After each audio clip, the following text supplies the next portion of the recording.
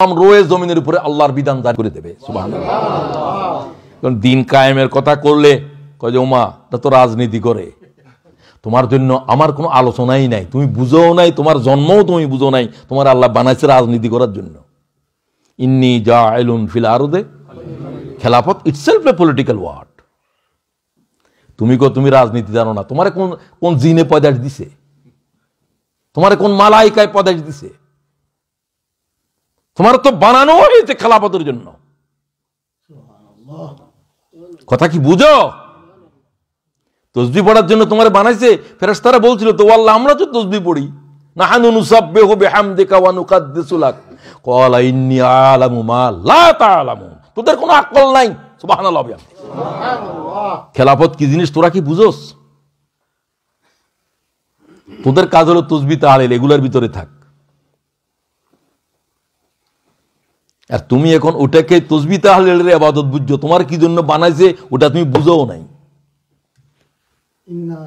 আমাদের এমন একজন ইমাম লাগবে যেটা রাজনীতি করে না, এর পিছনে নামাজই হবে না। নামাজ হবে না বলছি আমি, সে এত আসাধ্যতর তার জাহেল।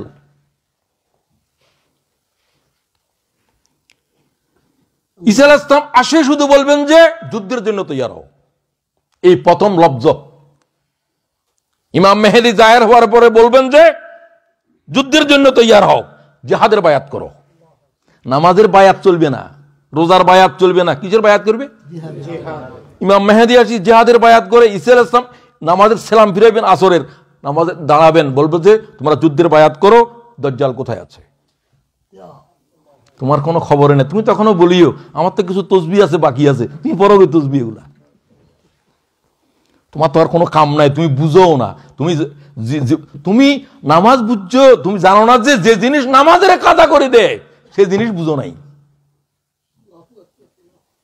সেটা হলো জিহাদ। শুধু এক খন্দকের যুদ্ধে রাসূলুল্লাহ 9 ওয়াক্ত নামাজ কাজা হয়েছে। সুবহানাল্লাহ। তুমি নামাজ বুঝছো, নামাজের মুলতবি করে দিয়েছে সেটা বুঝছো। তুমি তোমার মৌতের আগেও বুঝতে না, কারণ তুমি তোমার নিজের ধারণা যে তুমি বুঝে ফেলছো, তোমার চিকিৎসা নাই। হাকিমকে জিজ্ঞাসা করে কার চিকিৎসা নাই? সবাই তো চিকিৎসা আছে, তবে যে রোগী মনে করো যে আমার রোগ নাই এর চিকিৎসা নাই। কথা বুঝোনি কি বলি? যে বলে যে আমি বুঝে ফেলছি, তোর চিকিৎসা নাই, তুই এই অজ্ঞতা নিয়ে কবরে যাবি। চিকিৎসা তার আছে, তুই মনে করো আমাকে আরো জানতে হবে, আমি তো কিছুই জানি না, তোমার জন্য জানার আছে। আজীব বিষয় চলছে উম্মতের উপরে, উম্মতের আলেমেরা গোমরা হয়ে গেছে, ইল্লা মাশাআল্লাহ। এবং কিয়ামতের আগে তাই হবে। হুজুর বলছে কিয়ামতের আগে দিয়ে উব্বাদুন জুহালুন উলামাউন ফুসাকুন قال রাসূলুল্লাহ সাল্লাল্লাহু আলাইহি ওয়াসাল্লাম, আলেমেরা সব ফাসিক হয়ে যাবে,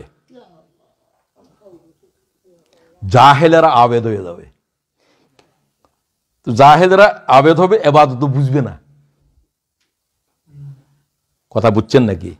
ইবাদত বুঝবে না, হেদের ইবাদত হবেও না, কারণ তাদের ইলম নাই। কোরআন শরীফ পড়ে ভুল পড়ে, ওটা করে ভুল পড়ে, ভুল করে সবকিছু।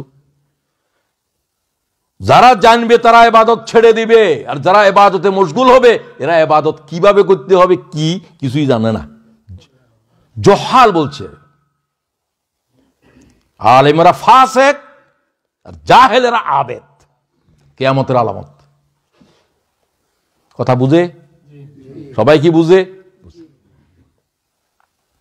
আল্লাহ তাআলা ইলম বকশিশ করো। আমিন।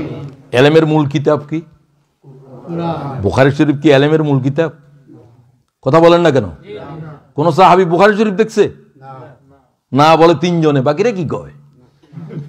আবু বকর